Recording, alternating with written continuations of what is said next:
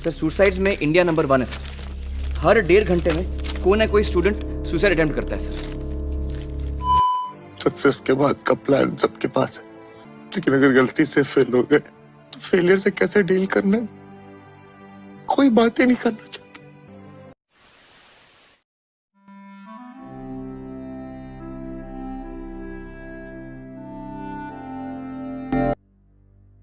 क्या आपको पता है लोग अपने लाइफ स्पेन में अप्रॉक्सीमेटली 42.5% या तो डिप्रेशन या एंजाइटी से पीड़ित होते हैं, जो एक हर दूसरा व्यक्ति होता है। अगर हम कोई पार्टिकुलर ईयर की बात करें तो लगभग 8 लाख लोग सुसाइड करते हैं ग्लोबली। मतलब पूरे दुनिया में 8 लाख लोग सुसाइड करते हैं हर साल में, और इसमें से 17% यानी 17% लोग जो हैं इंडियन होते हैं।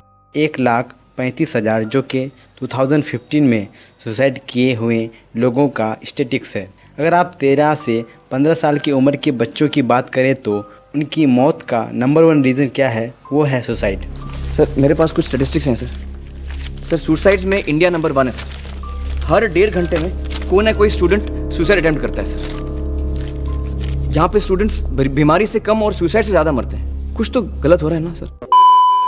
डिप्रेशन ये एक ऐसी मेंटल कंडीशन होती है जहाँ इंसान एक थॉट में फंस जाता है, फिर वह जाने अनजाने उसी सोच को हमेशा अपने दिमाग में रिपीट करते रहता है। डिप्रेशन किसी के लिए हो सकता हो कुछ दिनों के लिए हो, कुछ महीनों के लिए, कुछ हफ्तों के लिए, और हो सकता है कुछ लोगों के लिए यह 2-3 साल तक भी हो।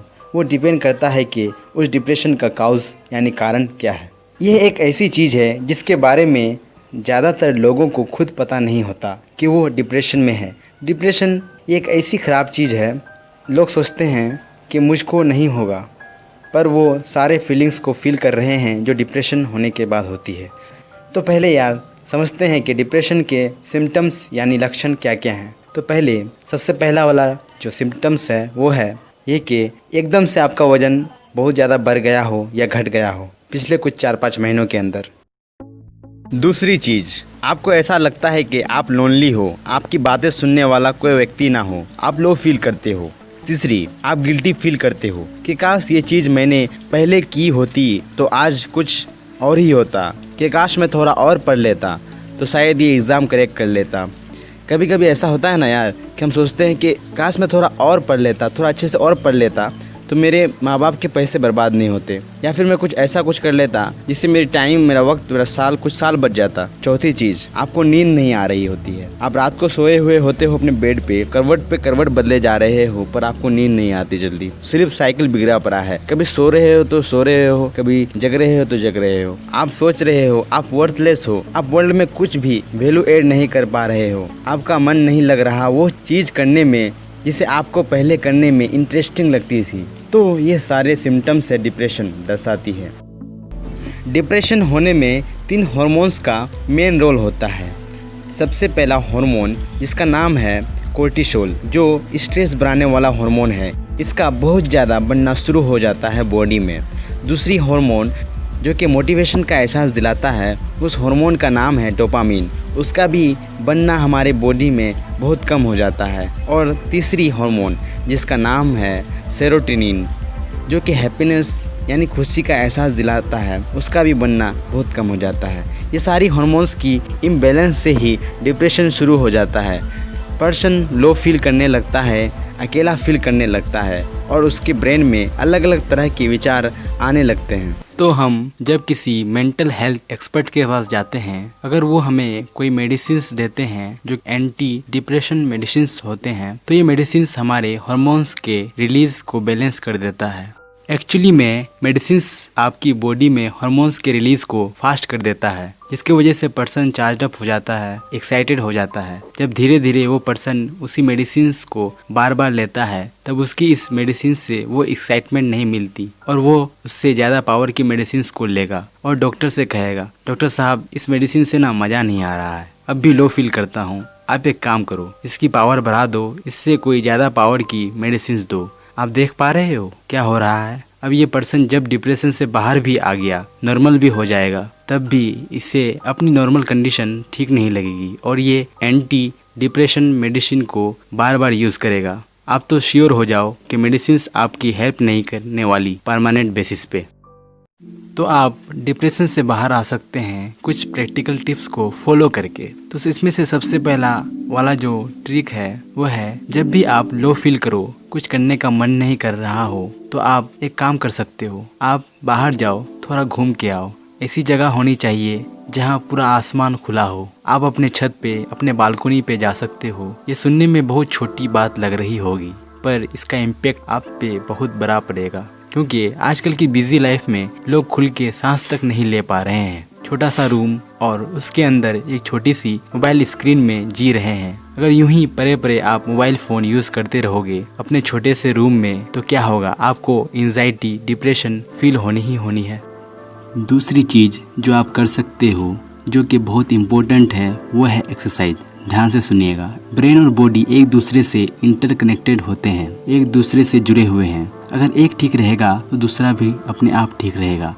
इसलिए आपको हर रोज़ कम से कम आधा से 1 घंटा कोई फिजिकल वर्क करना चाहिए, जिससे आपकी बॉडी में कोर्टिसोल नामक हार्मोन, जो कि स्ट्रेस बढ़ाता है, उसका बॉडी में बनना बहुत कम हो जाएगा और एंडोर्फिन्स नामक केमिकल्स का प्रोडक्शन बढ़ा देगा।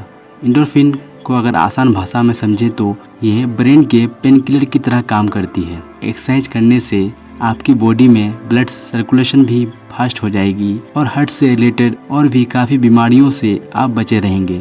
और तो और आपकी ओवरऑल पर्सनैलिटी में भी काफ़ी चेंजेस आएंगे। एक्सरसाइज के बारे में और बताऊंगा तो ये वीडियो काफ़ी लंबी हो जाएगी। इसके बारे में और डिटेल से किसी दूसरे वीडियो में बात करेंगे।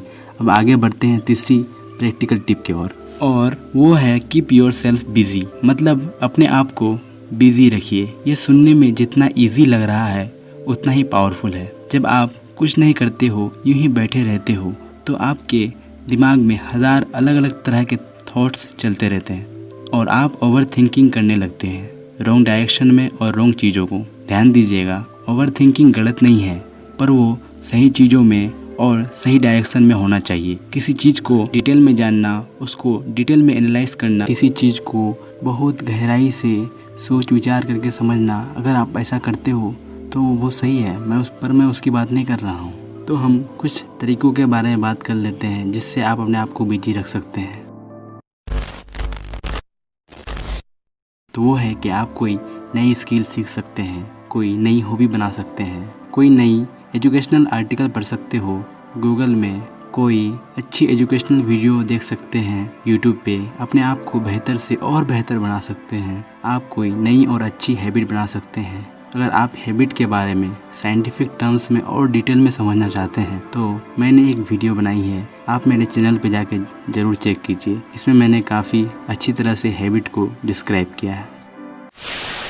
इन 3 चीज़ों को सही ढंग से कीजिए दोस्तों, और बिना प्रोक्रास्टिनेशन के रेगुलरली कीजिए, और एक उम्मीद रखिए कि सब एक दिन ठीक हो जाएगा।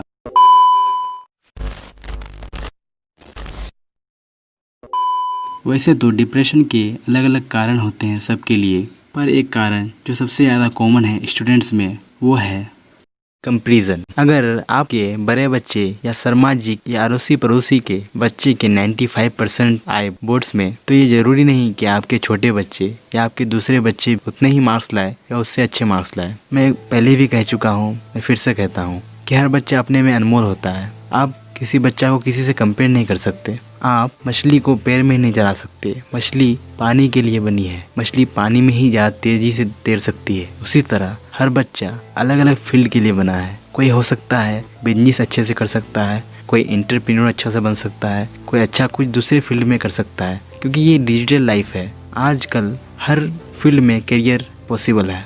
आप अगर गूगल करेंगे तो आपको बहुत सारे ऐसे एग्जाम्पल्स मिल जाएंगे ग्रेट लोगों की, जिन्होंने अपनी पढ़ाई पूरी नहीं की, पर आज वो ऐसी मकाम में है इसके बारे में लोग कभी सोच भी नहीं सकते। उन्होंने लाइफ को चेंज कर डाला।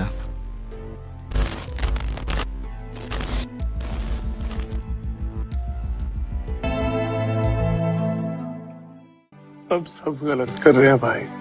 सक्सेस के बाद का प्लान सबके पास है, लेकिन अगर गलती से फेल हो गए तो फेलियर से कैसे डील करना है, कोई बात ही नहीं करना चाहता। अरे 10 लाख बच्चे बैठते हैं, 10,000 बच्चों का सिलेक्शन होता है, 9,90,000 बच्चे, उनको पता ही नहीं कि क्या करना है। उनको लगता है कि वो एग्जाम में नहीं, वो लाइफ में फेल हो रहे हैं भाई। अगर आपके बच्चे किसी कारण की वजह से अगर एग्ज़ाम करेक्ट नहीं कर पाए, उसको हौसला दीजिए, उसको बताइए कि बेटा ये ही सिर्फ एक रास्ता नहीं है और भी हज़ारों हैं, हज़ारों नहीं मैं तो कहूँगा लाखों रास्ते हैं। और थोड़ा ओपन अप होइए अपने बच्चों के सामने। ये वो कौन सी बातें हैं जो आपके बच्चे आपसे शेयर नहीं करते, अपने दोस्तों से हेल्प की पुकार करते हैं। आप थोड़ा फ्रेंडली होइए अपने बच्चों से। बेटा, तुम्हारा रिजल्ट डिसाइड नहीं करता तुम लूजर हो कि नहीं, तुम्हारी कोशिश डिसाइड करती है। पर कोशिश तो आपने बहुत करी ना बेटा। हाँ,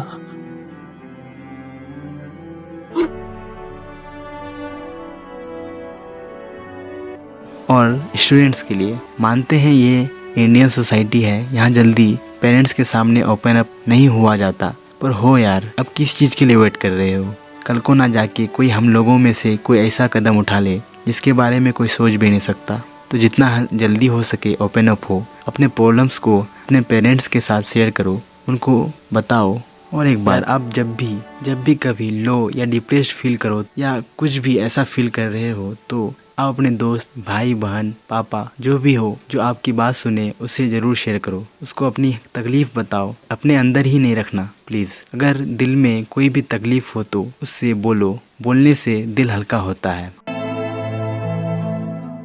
और मैं आखिर में यही बात कहना चाहूँगा कि आपके माँ बाप इस दुनिया में, इस पूरे यूनिवर्स में एक ऐसे लोग होते हैं जो आपकी हमेशा भलाई चाहते हैं, आपकी हेल्प करना चाहते हैं। तो यार अपने पेरेंट्स की रिस्पेक्ट करो, उनकी केयर करो, उनकी देखभाल करो।